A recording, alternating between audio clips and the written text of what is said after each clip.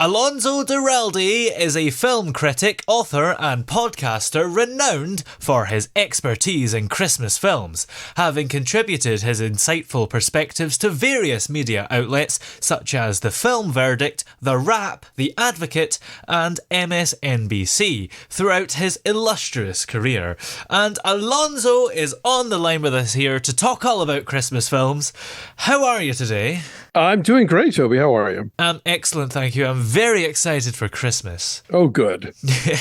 Now, it seems to be that Christmas films in particular are so embedded in our own traditions, and we all have our favourites, don't we? So what is it about Christmas films, do you think, that makes them so special? Well, I think it's just part of the way the season works. We all are kind of chasing nostalgia a little harder this time of year. And so we dig out the recipes of the food that we want to eat at this time of year. And we dig up the old Christmas songs and the sweaters and whatever else. And so I think movies play a part of that. We grow up in households where, It's a Wonderful Life or White Christmas or Elf is appointment viewing. And, you get older and you start your own household and you keep that tradition going. What do you think makes specific films so timeless? Well, I think that, as a viewing public, we tend to be a little more open to things like sentimentality and, magic even at this time of year. And there's something about Christmas movies that will really scratch that itch, whether it's coziness, whether it is the idea of redemption, of watching Scrooge or George Bailey or even Kevin McAllister sort of become better people and learn to appreciate the people in their lives.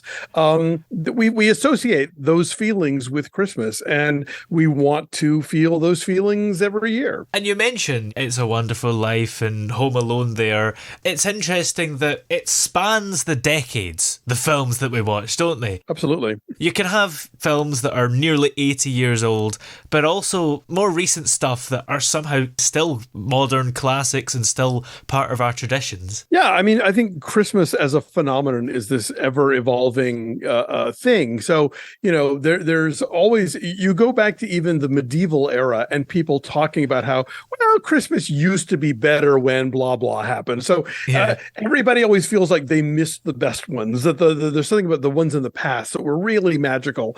And so, when it comes to this time of year, suddenly you start hearing Andy Williams on the radio again, when normally you wouldn't, and you'll watch a black and white movie where maybe the rest of the year you might not as much. But at the same time, we're still constantly upgrading Christmas and coming up with our own spin on it and building the traditions that future generations will wish they'd been here now for this one. And we're always sort of adding to the canon.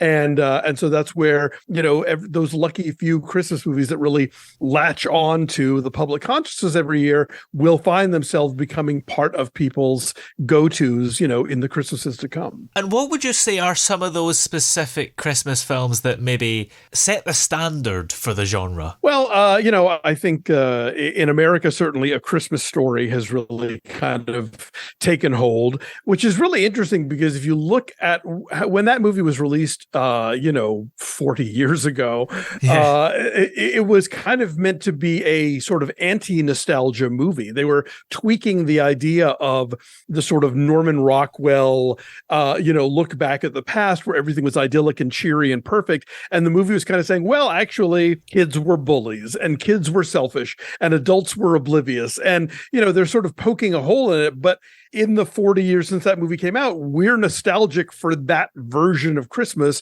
even if that version of Christmas was intended to be, anti-nostalgic. And then more recently, this year we're celebrating the 20th anniversaries of both Elf and Love Actually. And both of those films are very kind of old-fashioned in one way, but also very contemporary in another. Elf is referencing like the stop motion, Rankin Bass specials of the 1960s, and it's got a very kind of innocent, wide-eyed take at Christmas, but there is these, the hints of actual 21st century New York, cynicism kind of creeping into it. And Love Actually, is very much a post 9/11 movie. It's even, it's referenced by Hugh Grant in the opening narration. Yeah. But it's also this very kind of old-fashioned, sweeping holiday love story. Absolutely. And you mentioned A Christmas Story certainly being one of the ones that set the standard in America. Is there a difference between America and Britain and other countries' viewing habits at this time of year? I think definitely. I mean, I know, like, for example, Germany, there's some old British comedy sketch that they play every New Year's Eve, and it's a huge thing, and I don't even know if the British watch that one anymore, but in Germany they love it. I think Americans and Brits probably travel along fairly similar lines. They're like, the nativity movies haven't really caught on here the way they have over there, those comedies. The Holly and the Ivy is it has its pockets of love in the US. I don't know if it's one that you guys revisit there. It's a 50s movie with Michael Redgrave. But I think, if anything, we're kind of always envious of how the Brits do Christmas. From Dickens onward, you guys really seem to have carved out this niche for yourself. And so we look at something like Love Actually, or we watch the annual Tesco ads on YouTube and just think, oh, the Brits really know how to do it. It's all so bright and shiny, and the tables are laden with food. And I think there's almost an even for, I mean, it's become a very secular holiday everywhere, but I think you guys have really taken it to the next level. And so, we look at this stuff from a distance and think, oh, and the weather's right, because most of the US, it's not really cold. I mean, I live in Southern California, so I've never had a white Christmas. You guys everybody's all bundled up, and the streets of London are all lit up, and, they look like something out of Love Actually or Last Christmas or one of those movies. And so, yeah, we can only watch in awe as you guys show us how to do Christmas. And it's interesting that the nativity films haven't caught on. And I guess that probably makes sense, because they're a series of films that are so British and so relatable, really, to anybody who, went to primary school in Britain. Whereas in America, it might not be like that at all. Yeah, I think, in recent years, you see a lot less, unless you're going to an actual religious-based school, you don't wind up doing a lot of nativity pageants, I think, because, there's kind of a wall between church and state here. So public schools, or what we call public schools, which are, the government-funded ones, don't really do that stuff.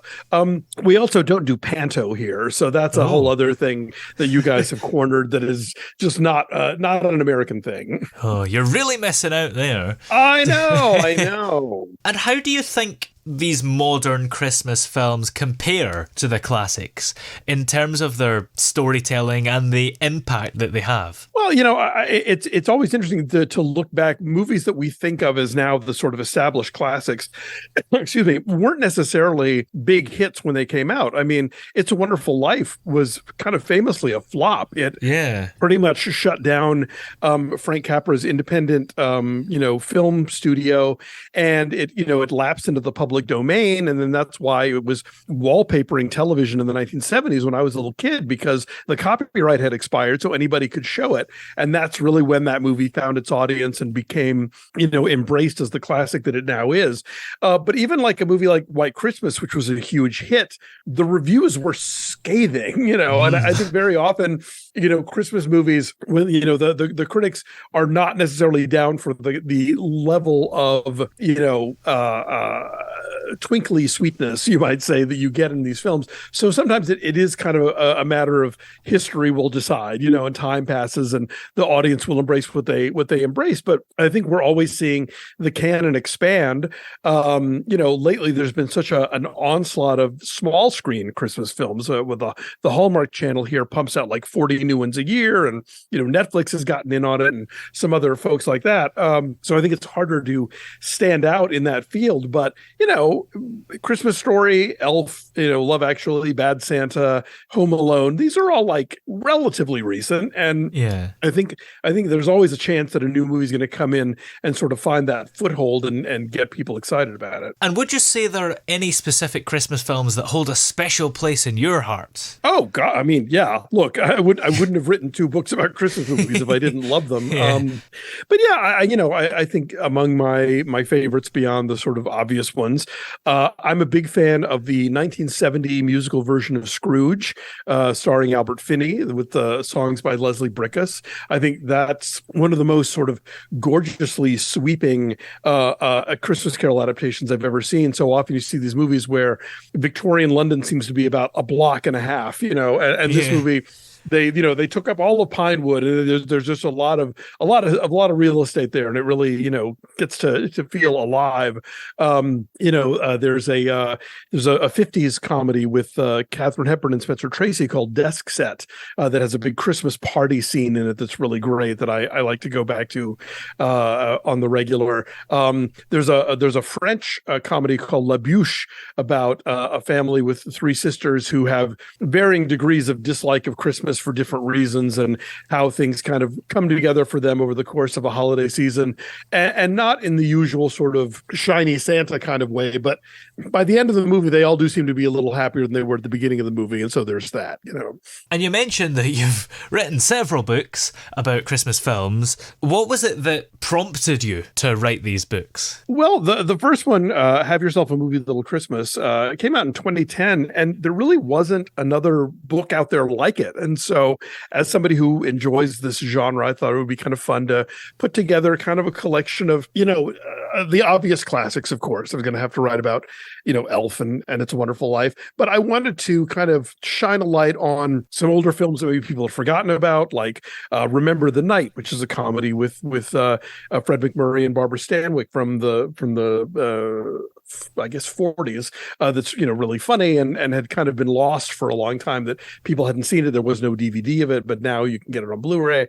But I also wanted to sort of widen the parameters of what people traditionally think of as a Christmas movie to include something like, I think Die Hard really broke open the dam for a lot of people about like thinking of Christmas movies in a different way. Yeah. But, Stanley Kubrick's Eyes Wide Shut is a Christmas movie. The Lion in Winter is a Christmas movie. Batman Returns is a Christmas movie. Like there are a lot of filmmakers that use the holiday and the imagery of the holiday in different ways and to tell different kinds of stories. So they aren't all, sentimental. They aren't all uplifting. They aren't all rom-coms or, movies about Santa. And the question is, if you had to pick 3 must-watch Christmas films for people to watch this year, whether or not they are universally agreed upon that they are Christmas films, what would they be? Oh, gosh. See, the tricky thing here is that I think everybody's taste comes into play. I mean, I am not a big horror movie fan, for instance, but I did write a whole chapter about Christmas horror movies because there are some really great ones, Yeah.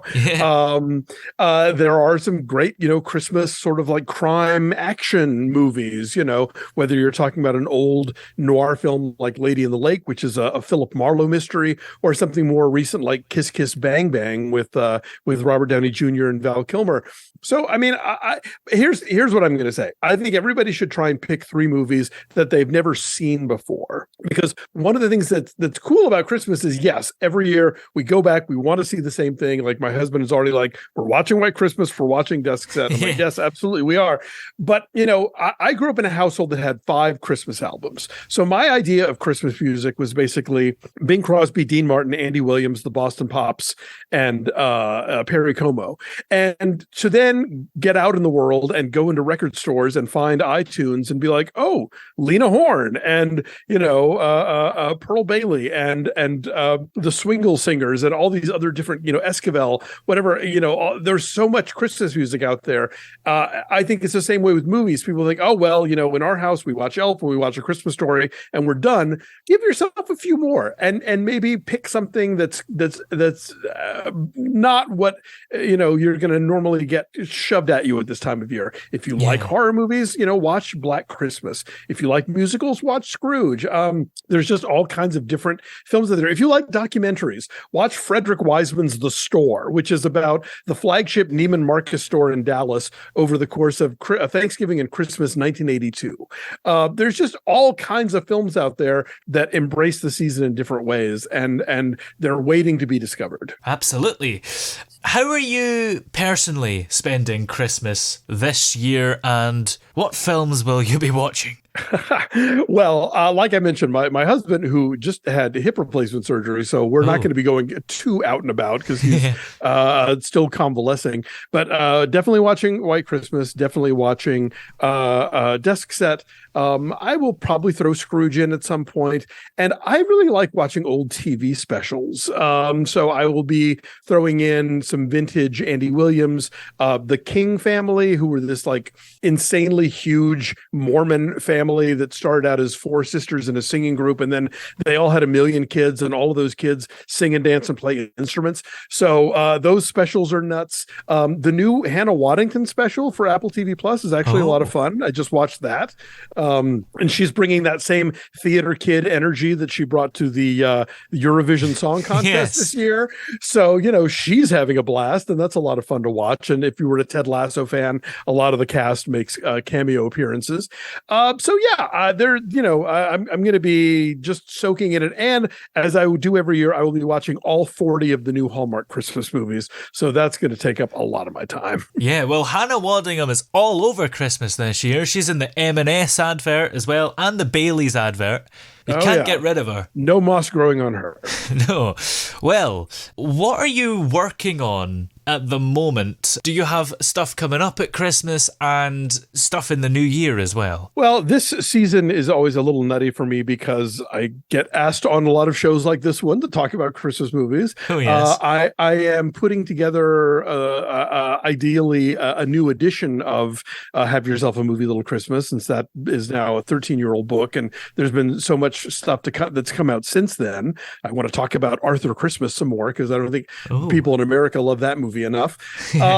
So yeah, the next month or so is going to be a lot of conversations like this, and watching Hallmark movies and talking about them with the Deck the Hallmark podcast, who I also collaborated with on another book called I'll Be Home for Christmas Movies, which is about the Hallmark films.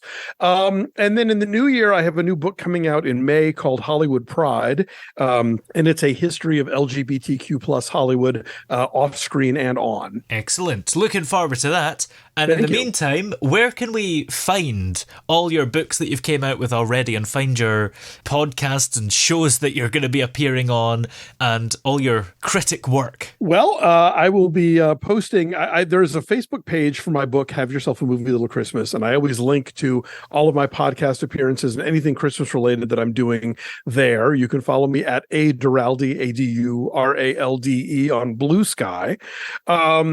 And you can get my books, Have Yourself a Movie Little Christmas, and I'll Be Home for Christmas Movies, wherever books are sold. I do several podcasts, including Linoleum Knife with my husband, Dave White, who's also a film critic, Maximum Film on the Maximum Fun Network. And during this season, I do a weekly Christmas movie minute where I have 1 minute to power through talking about every single Christmas movie I've watched in the previous week. Wow. I also do a show called Breakfast All Day, and I also appear regularly, like I said, on Deck the Hallmark. And I guess that's everything. I'm trying to think, am I leaving something out?